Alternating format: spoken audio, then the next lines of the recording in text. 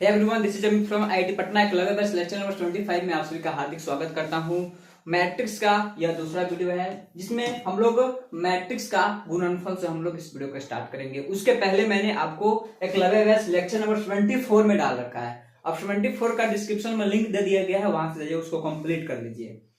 तो इसमें हम लोग पार्ट 2 को देखेंगे। कुछ टेक्निकल इशू की वजह से पहला वीडियो में पूरा का पूरा कंप्लीट नहीं हो पाया। इसमें मैं कोशिश करूंगा कि पूरा का पूरा मैट्रिक्स का बचा हुआ बात आपको बता दूं।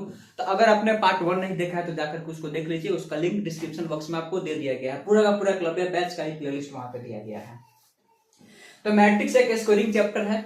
ऑब्जेक्टिव सब्जेक्टिव 2 नंबर 5 नंबर सब जगह इससे सवाल आते हैं, तो इसको जरूर पढ़ना चाहिए। और आसान सा ही चैप्टर है, सबको इसको पढ़ना चाहिए, सबको। इवन अगर आपका एक्स्ट्रा में बायो है, सॉरी एक्स्ट्रा में अगर मैथ्स भी है तो भी इसको जरूर पढ़ना चाहिए, पूरा का पूरा पढ़ना चाहिए। और अगर आप 12th मैथ्स में मैट्रिक्स नहीं पढ़ते हैं तो फिर समझिए कि आपका एक अच्छा खासा वेटेज खत्म हो जाएगा। तो अगर स्कोरिंग चैप्टर के नजरिए से देखा जाए तो मैट्रिक्स बहुत ही इंपॉर्टेंट चैप्टर है। तो चलिए स्टार्ट करते हैं। मैंने बहुत कुछ बता दिया है आपको मैट्रिक्स में।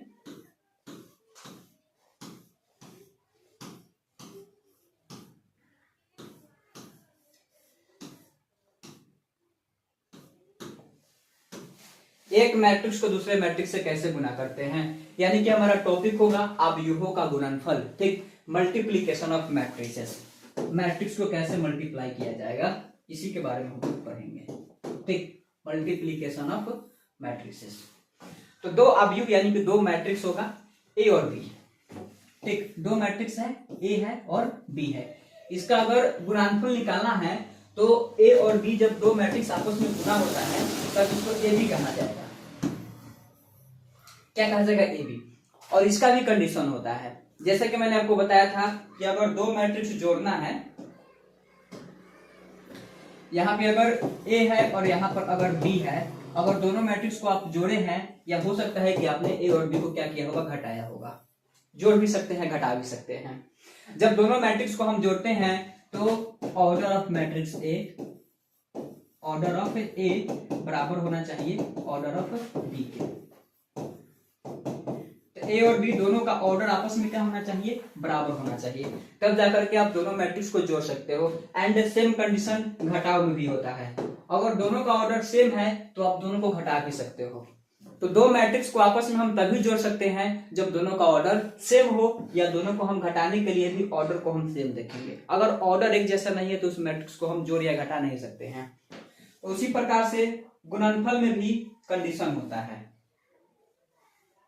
ठीक है, गुणनफल में क्या होगा? कंडीशन होगा। गुणनफल में कंडीशन क्या देखिए, जैसे कि मान लेते हैं कि यहाँ पर कोई एक मैट्रिक्स है ए और यहाँ पे कोई एक मैट्रिक्स है बी, और ए और बी को क्या करेंगे? गुना करेंगे।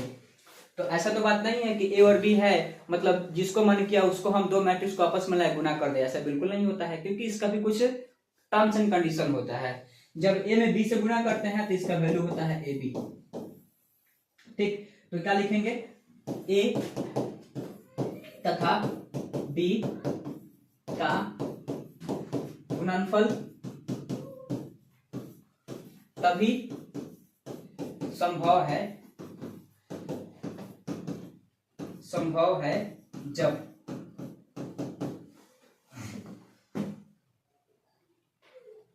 Number of columns of A बराबर होना चाहिए number of rows of B के। मतलब समझिए, जब दो मैट्रिक्स हो ए और बी, तो ए और बी को हमने आपस में गुना किया, जिसको हमने ए इंटू बी या ए क्रॉस बी बोला, तो क्या आ जाएगा? ए बी आ जाएगा।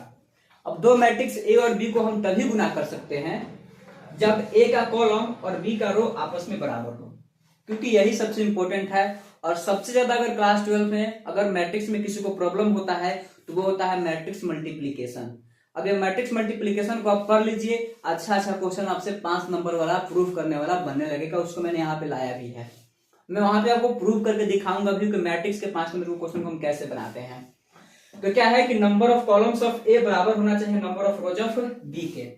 यानी कि अगर ए का, अगर मान लेते हैं कि ऑर्डर है m क्रॉस n, तो बी का ऑर्डर होना चाहिए n क्रॉस बी। तब जाकर के आप ए क्रॉस बी को आप ए बी लिख पाओगे।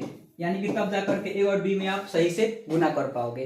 ये तब होगा जब ए का कॉलम और बी का रो दोनों आपस में क्या हो जाए, बराबर हो जाए। जैसे एग्जांपल देखिए, लेट अस सपोज ए बराबर हमने ले लिया ऐसे 2 1 3 3 2 4, ये हो गया। अब इसका देख लीजिए कि इसका ऑर्डर कितना होगा।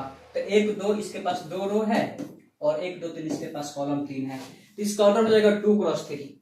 अब लेट अस सपोज हमारे पास कोई एक दूसरा मैट्रिक्स है, तो आपको पता है कि m क्रॉस n है, तो इसके बाद का जो दूसरा मैट्रिक्स होगा, मतलब कि इसमें देखिए इसमें कॉलम कितना है 3, तो यहाँ पे जो हम मैट्रिक्स लिखेंगे उसके पास रो 3 होना चाहिए, तब जाकर के आप उसको गुना कर सकते हैं। कॉलम कितना भी हो उससे कोई फर्क नहीं पड़ता है।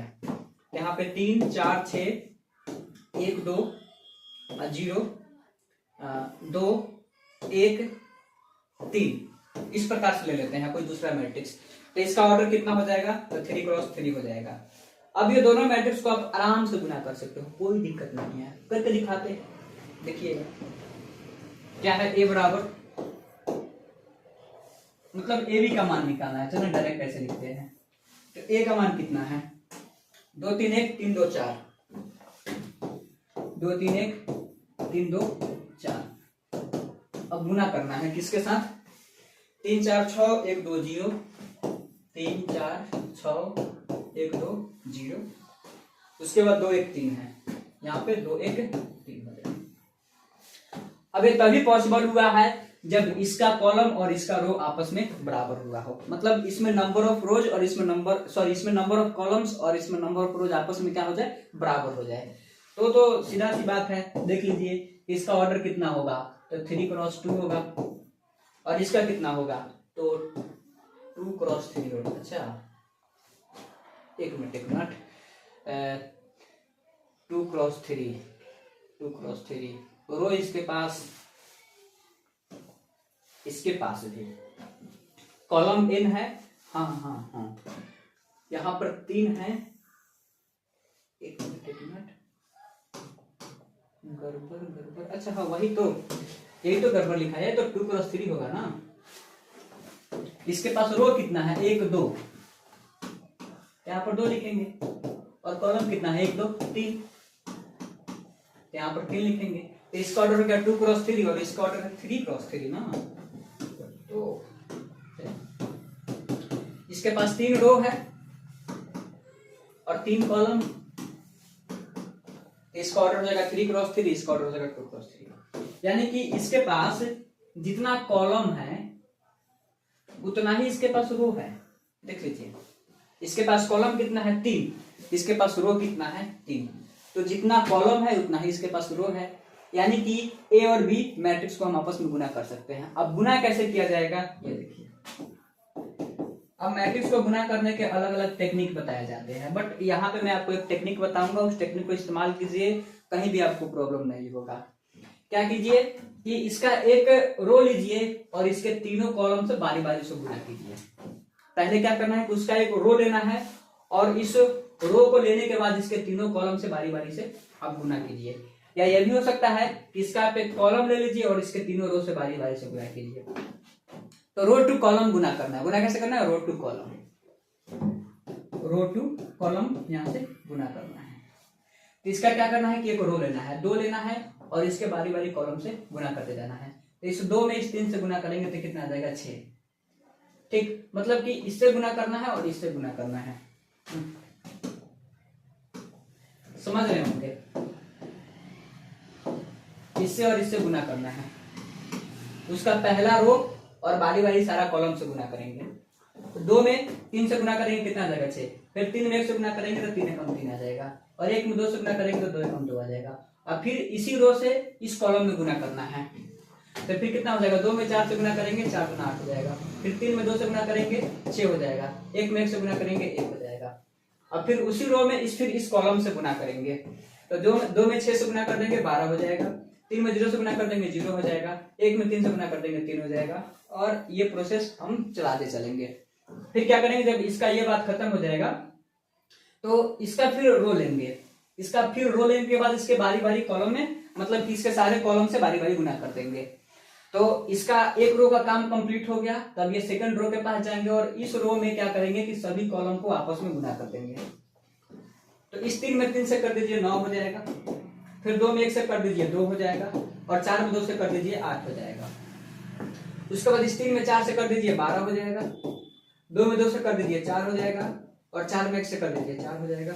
फिर यहाँ 3 है और 6 है, 18 हो जाएगा। फिर 2 में 0 से कर दीजिए 0 हो जाएगा, और 4 में 3 से कर दीजिए 12 हो जाएगा। और इस प्रकार से यहाँ मैट्रिक्स का गुना कंप्लीट हो गया। अब यहाँ पे आपको एक और रिजल्ट दिखाने वाला हूँ। 6 3 9 9 2 कितना हो जाएगा, 11 हो जाएगा। 814 14 1 15। अब 12 3 कितना हो जाएगा, 15 हो जाएगा। फिर 9 2 11 11 8 कितना हो जाएगा, 19। फिर 12 4 16 16 4 कितना हो जाएगा, 20। और 18 12 कितना हो जाएगा, 30 हो जाएगा। तो यहाँ से एक हमारे पास एक मैट्रिक्स निकल करके आया। अब देखिए इस मैट्रिक्स का ऑर्डर कितना होगा। इसके पास रो कितना है, 1 2, और इसके पास कॉलम कितना होगा, 1 2 3। इसका ऑर्डर कितना हो जाएगा, 2 क्रॉस 3।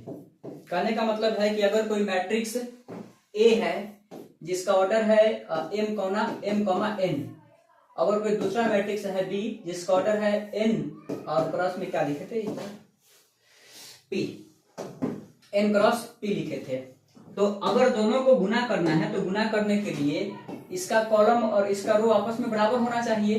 तो a क्रॉस b जो आएगा, अगर आप इसका ऑर्डर लिखिएगा तो वो m क्रॉस p हो जाता है। m क्रॉस क्या हो जाएगा, p, मतलब इसका m और इसका p, m क्रॉस p हो जाएगा।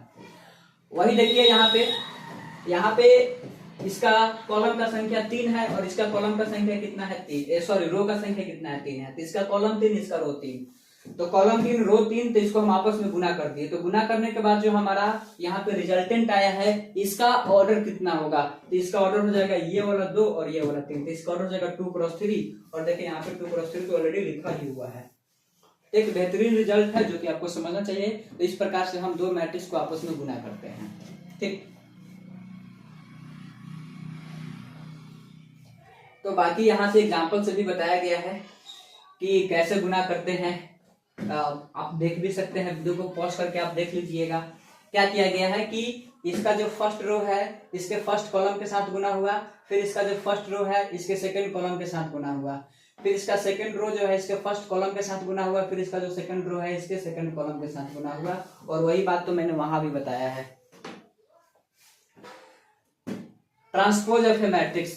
अब किसी भी अवयव का हम परिवर्त कैसे निकालेंगे, ये भी काफी इंपॉर्टेंट है, क्योंकि अगर ट्रांसपोज समझ में आएगा तब हम जाकर के वहां से स्क्यू सिमेट्रिक और सिमेट्रिक मैट्रिक्स के बारे में जान पाएंगे। तो ट्रांसपोज ऑफ ए मैट्रिक्स कैसे निकालते हैं, तो कोई दिक्कत नहीं है। कोई भी एक मैट्रिक्स उठाइए, उसका सारे रो को कॉलम बना दीजिए और सारे कॉलम को क्या कर दीजिए, रो कर दीजिए, वो ट्रांसपोज हो जाएगा। देखिए डेफिनेशन क्या होता है। यदि किसी अवयव के पंक्तियों और स्तंभों को आपस में बदल दे तो हमें परिवर्त यानी कि ट्रांसपोज प्राप्त होता है, और इसे ए डैश या एटी से प्रदर्शित करते हैं।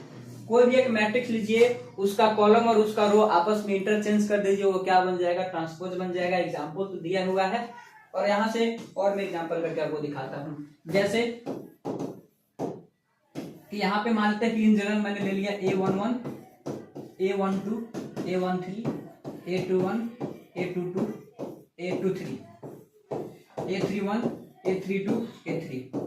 अब ये कोई मैट्रिक्स A है। अब यहां से हमें क्या करना है, इसका ट्रांसपोज लेना है। तो जैसे हम इसका ट्रांसपोज लेंगे तो उसको ए डैश या एटी से सूचित किया जाता है। आप इसको ए डैश भी कर सकते हो या आप इसको एटी भी कर सकते हो। तब करने के लिए क्या करना होगा, इसका सारा रोज मतलब जितना रोज है उसको कॉलम बना दीजिए, जितना कॉलम है उसको रोज बना दीजिए। तो इसका ऑर्डर तो 3 क्रॉस 3 होगा ही। अगर मान लेते हैं कि कोई मैट्रिक्स ए है और इसका m क्रॉस n ऑर्डर है, तो इसका जो ट्रांसपोज होगा ए डैश, इसका ऑर्डर हो जाता है n क्रॉस n। ठीक है, ठीक उल्टा हो जाएगा, क्योंकि m क्रॉस n रहता है तो वो मैट्रिक्स होगा, और ट्रांसपोज बनाने के लिए सारा रोज को कॉलम बना देंगे, सारा कॉलम को रोज बना देंगे। तो m क्रॉस n का जो ट्रांसपोज होगा उसका जो ऑर्डर होगा वो n क्रॉस m हो जाता है। लेकिन इसमें 3 क्रॉस 3 है तो 3 क्रॉस 3 ही रहेगा। तो ये हो गया फर्स्ट कॉलम। तो इस फर्स्ट कॉलम को फर्स्ट रो बना दीजिए, A11, A21, A31। अब ये है सेकंड कॉलम, तो इस सेकंड कॉलम को सेकंड रो बना दीजिए, A12, A22, A32। ये है थर्ड कॉलम, तो इस थर्ड कॉलम को थर्ड रो बना दीजिए, A13, A23 और A33। तो इस प्रकार से किसी भी मैट्रिक्स का अगर ट्रांसपोज निकालना हो तो उसको हम ऐसे लिखते हैं। अब देखिए, अब ट्रांसपोज के आधार पे एक एग्जांपल आप करके खुद देख लीजिए। जैसे कि मान लेते हैं कि हमारे पास एग्जांपल में कोई मैट्रिक्स A बराबर लिखा हुआ है 2 3 0 4 3 -5 1 2 5। अब निकालना है, अगर इसका एड्रेस या एटी निकालना है आराम से आप निकाल सकते हो, कोई दिक्कत की बात नहीं है। यहाँ से इसका जितना, जैसे कि ये इसका फर्स्ट रो है तो फर्स्ट रो को फर्स्ट कॉलम बना दीजिए, या फर्स्ट कॉलम है तो इस फर्स्ट कॉलम को फर्स्ट रो बना दीजिए। ओवरऑल बात वही होता है, आप रो को कॉलम बनाते जाओ या कॉलम को रो बनाते जाओ, आप एक ही रिजल्ट तक पहुंचोगे। तो यहाँ से ये कॉलम जो है इसको रो बना देते हैं, तो 2 4 1 है तो 2 4 1। सेकंड कॉलम को सेकंड रो बना दीजिए, 3 3 2 3 3 2। ये थर्ड कॉलम को थर्ड रो बना दीजिए, 0 -5 5 हो जाएगा, तो बन गया।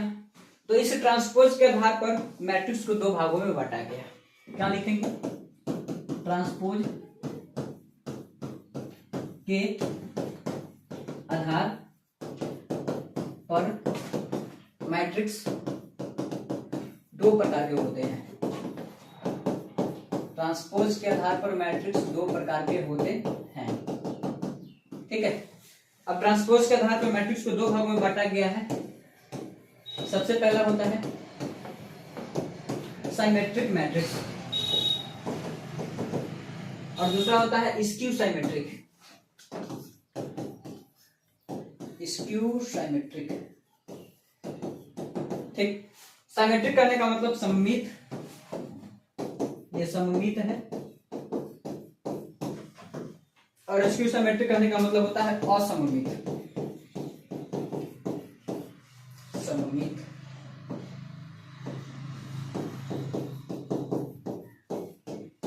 ठीक है।